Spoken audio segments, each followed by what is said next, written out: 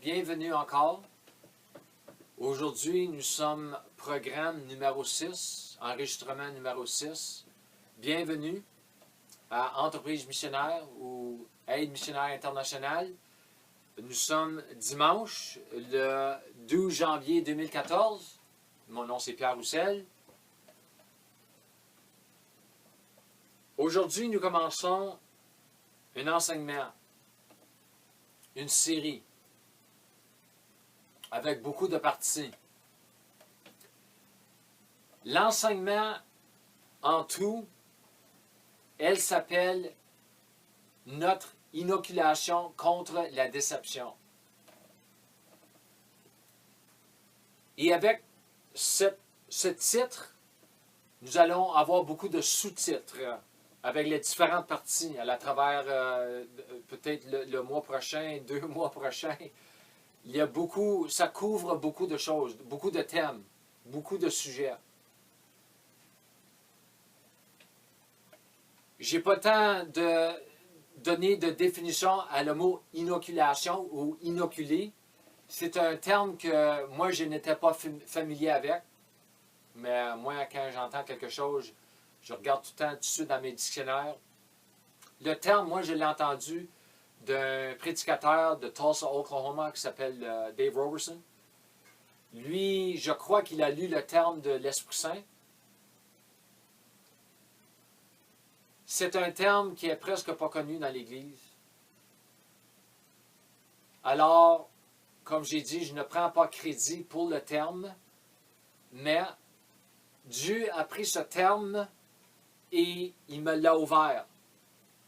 Vraiment, me fait voir des choses concernant mon inoculation contre la déception. Vraiment, c'est l'idée de me protéger contre la déception.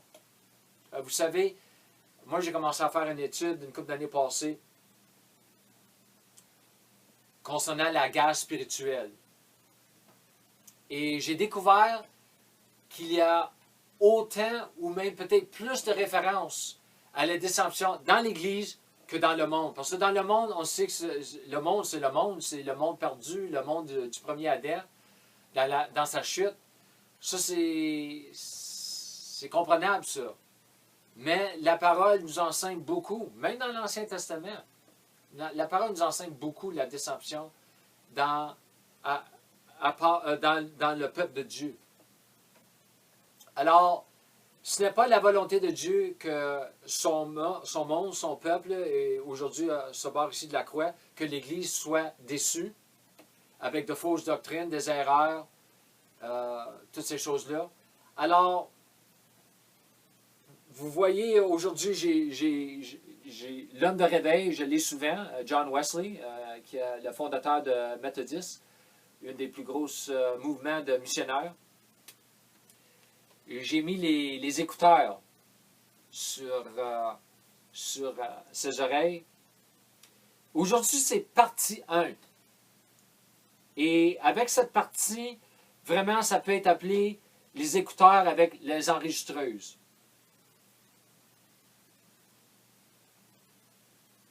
En 2007, j'ai commencé à enseigner, j'ai commencé à entendre des enseignements qui m'a vraiment bouleversé un peu d'une bonne manière. Et Dieu, même avant cela, Dieu avait commencé à me parler de certaines choses concernant sa parole, qu'elles doivent devenir ma priorité.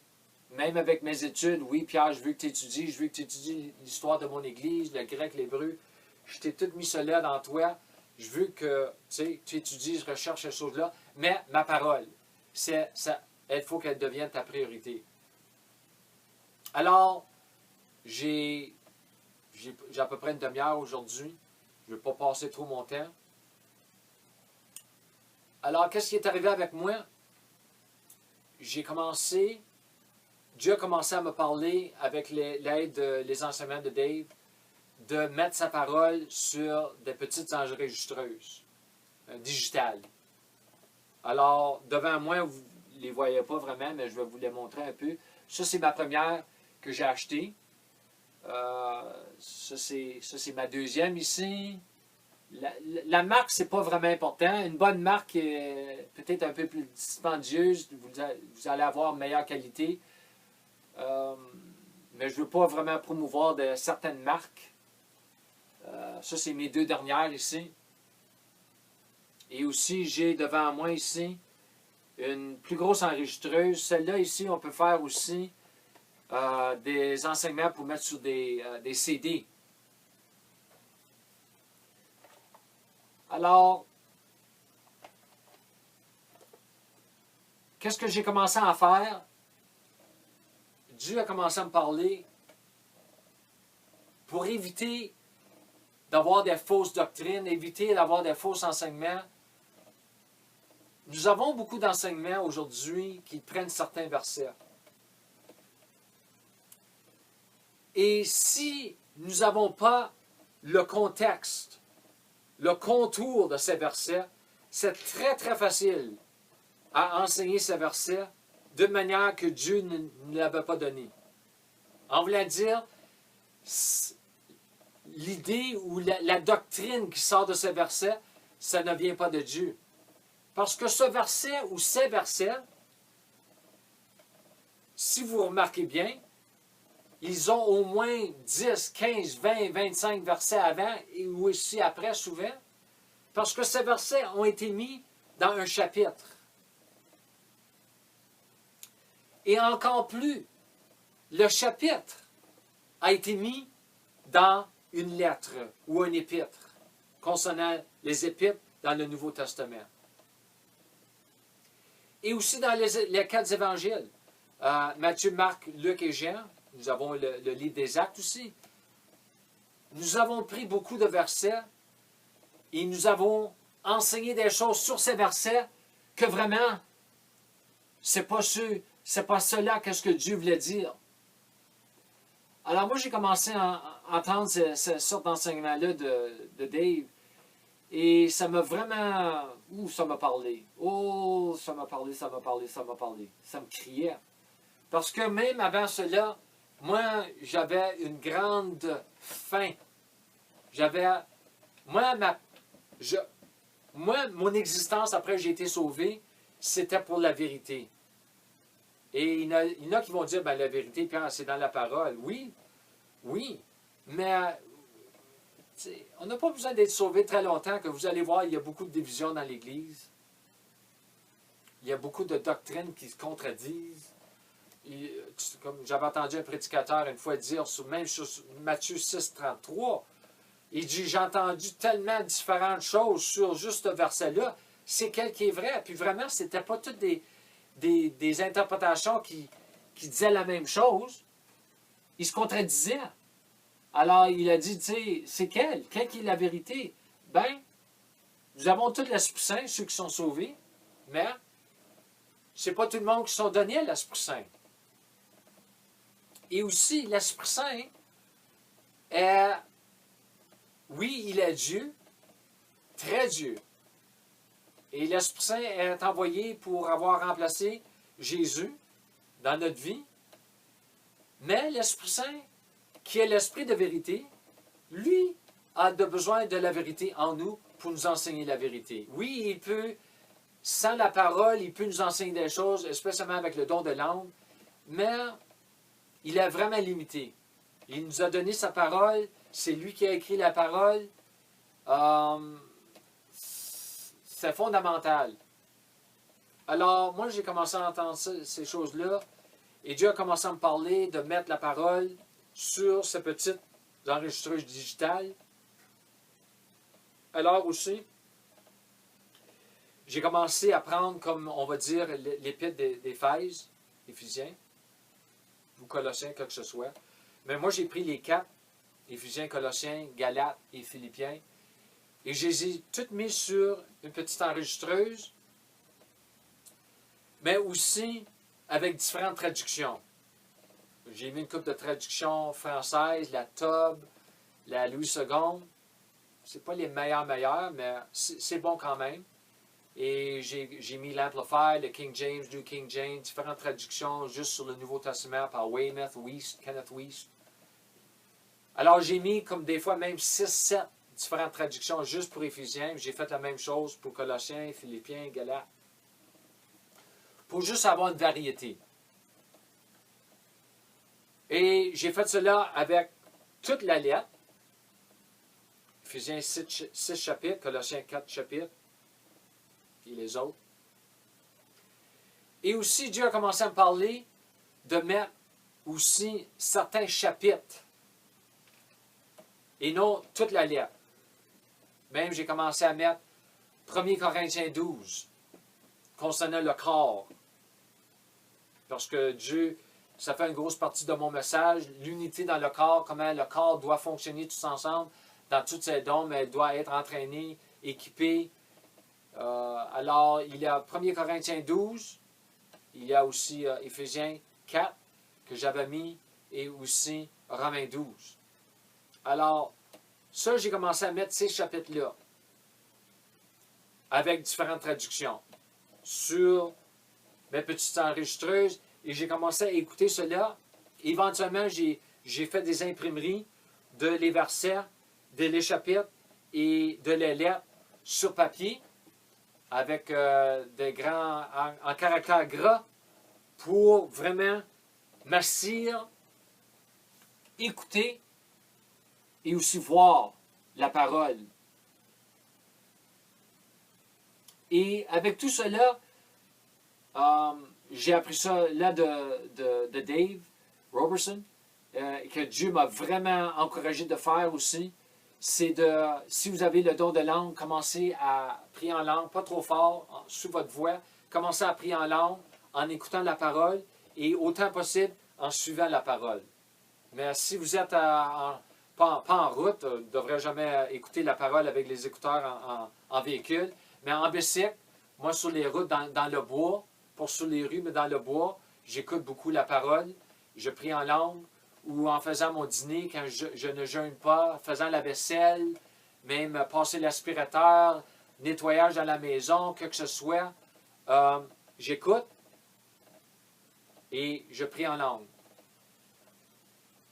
Et ça fait partie de notre inoculation contre la déception, parce que ça fait partie du renouvellement de l'intelligence, ça fait partie d'assimiler la parole, semer la parole, pour que la parole devienne vivante en nous. Parce que la parole nous a été donnée comme une semence, ça c'est Luc 8:11. Et avec toute semence, même dans le naturel, il y a une image dans la semence. Alors, quand j'ai vu la possibilité d'avoir l'image de non seulement un verset ou deux versets, parce que je crois aussi dans confesser certains versets, mais il faut le confesser dans le contexte de ces versets. Alors, quand j'ai découvert que je pourrais avoir une journée, l'image de ce chapitre en moi, que je puisse avoir l'image de la lettre en moi, je suis devenu, comment on dirait ça? J'ai eu une faim en moi que je n'avais pas avant, et même avant cela, j'avais une grande faim. Alors, toute ma vie a changé, la manière que je me donnais à la parole depuis 2007, et ça a amené beaucoup de change en moi. Parce que le change doit commencer en nous pour que Dieu puisse commencer un change alentour de nous. C'est comme ça, ça marche. La foi, il faut que ça bâtisse en nous premièrement. Les bénéfices d'avoir une petite enregistreuse et la parole, j'ai découvert, nous avons des iBibles, nous avons la parole sur des petites enregistreuses, déjà avec l'Ancien et le Nouveau Testament. Moi, je mets beaucoup d'emphase sur le Nouveau Testament, parce que nous sommes sur ce bord ici de la croix. Alors, ça veut dire tout ce que la parole nous enseigne, tout ce que Dieu nous enseigne sur notre union avec le Christ, toutes ces choses-là, c'est tout dans le Nouveau Testament. Alors, moi, je mets vraiment beaucoup d'emphase sur le Nouveau Testament, la création de la réalité de la nouvelle création, qui est trouvée dans les Épîtres. Non seulement de Paul, mais de Pierre, de Jacques, de Jude, de Jean, Mais qu'est-ce que j'ai découvert avec cette petite enregistreuse, c'est que avec les autres enregistreuses, il y a de la musique souvent. Et pour moi, c'est une distraction. Aussi, je trouve que ceux qui parlent la parole, je trouve que c'est un peu trop vite. Parce qu'il faut écouter la parole. Il faut se donner notre attention à la parole. Vous allez découvrir cela quand vous allez commencer à vraiment écouter la parole avec les écouteurs, que vos pensées, vous allez commencer à penser à autre chose, et il faut vous ramener vos pensées à écouter la parole. Parce que vraiment, ça ne donne pas grand-chose. Il y a un bénéfice, mais il n'y a pas grand-chose qui se passe si vous n'écoutez pas à ce que vous écoutez. Si vous ne prenez pas le temps de vous préoccuper avec ce que vous entendez. Aussi en priant en langue. Mais j'ai découvert que je puisse, avec ces petites enregistreuses-là, que je puisse mettre la parole sans musique, avec ma voix, parce que notre âme reçoit plus de notre propre voix que la voix des autres, parce que notre âme est habituée à entendre notre voix. Ça, c'est un autre plus. Mais aussi, j'ai trouvé que sur ces enseignements-là, sur les petites enregistreuses que nous achetons, c'est un peu trop vite pour moi. Alors, moi, j'ai découvert, des fois, il faut refaire les enseignements 3-4 fois. Mais ça fait partie. Mais au moins, quand on fait cela, nous assimilons la parole. J'ai commencé à ralentir ma voix à la vitesse que moi, je voulais l'entendre.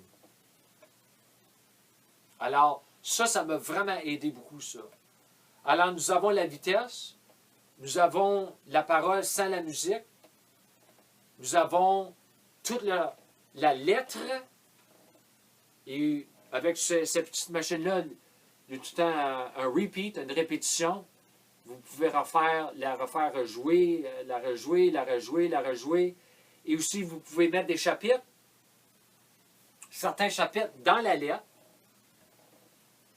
Et avec tout cela, nous allons avoir une meilleure idée de qu'est-ce que Dieu voulait nous dire avec certains petits versets. Parce que beaucoup de nos fausses doctrines aujourd'hui dans l'Église, pas toutes, mais beaucoup de nos fausses doctrines sont basées sur une fausse interprétation d'un ou deux versets. Et comme j'ai dit, le verset, Dieu ne nous a pas donné des versets isolés. Il nous a donné des versets dans le contexte d'un chapitre, de d'autres versets dans un chapitre. Et je sais que les chapitres ne viennent vraiment pas de Dieu, mais de l'homme. C'est Dieu qui a mis des catégories. Mais quand même, c'est vrai que les versets ont été mis avec autres versets et nous a été mis en tout dans une lettre. Et ça vient de Dieu, par exemple. Une lettre, les épîtres, ça vient de Dieu. Alors, mon temps achève. Nous allons parler beaucoup sur cela. Notre inoculation contre la déception. Comme j'ai dit, c'est l'introduction aujourd'hui d'une série. Et avec cette série, il va y avoir des parties. Et avec chaque partie, il va y avoir un sous-titre. Et je vais toucher sur beaucoup de choses. Comme j'ai eu l'idée l'autre jour concernant cette série. Parce que j'ai tellement enseigné, j'ai beaucoup de choses à enseigner. Et moi, j'aime ça. C'est Dieu qui nous a ouvert cette porte pour aller sur YouTube. C'est Dieu qui nous a dit d'aller sur YouTube. Alors moi, j'ai appris avec mes années que c'est le Seigneur qui doit me donner la parole ou l'idée, où commencer, quoi commencer avec, quoi dire. Tout ce que je dis n'est pas parfait, mais en tout, en général, l'idée est donnée. Et je vous remercie pour votre temps. Même aussi avec les petites enregistreuses, ça ne devrait pas nous empêcher de passer du temps dans la parole, lire la parole, même 3-4 heures de temps juste prendre une place, que ce soit dans votre maison, dans le parc, dans le bois, quelque part où c'est tranquille, et à lire la parole. Ça, c'est bon, ça aussi. Ça, c'est très important. Mais je voulais mettre plus d'emphase aujourd'hui sur l'enregistrement de la parole avec les écouteurs, comme j'ai ici le bus de John Wesley, l'homme de réveil.